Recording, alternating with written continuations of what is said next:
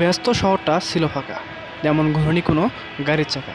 ইতিমধ্যেই কিন্তু আবারও সেই ফুসফুস ফিরে পাচ্ছে ঢাকা শহরের নগর। কারণ এখানে কিন্তু ইতিমধ্যে দেখতে পাচ্ছেন ভিড় জমে গেছে।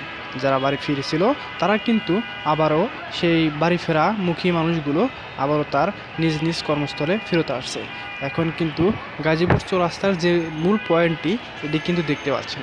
এখানে কিন্তু যে বাড়ি ফেরা মানুষগুলো তারা কিন্তু বাসে যাতায়াত করছেন।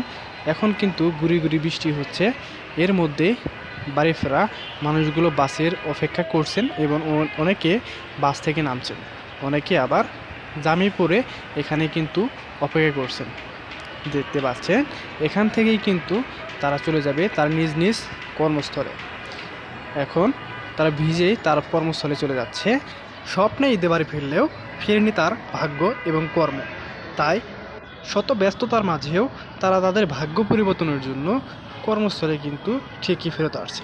আবারও ফিরে পাচ্ছে নগরের ব্যস্ততা এবং নগরের ফুসফুস।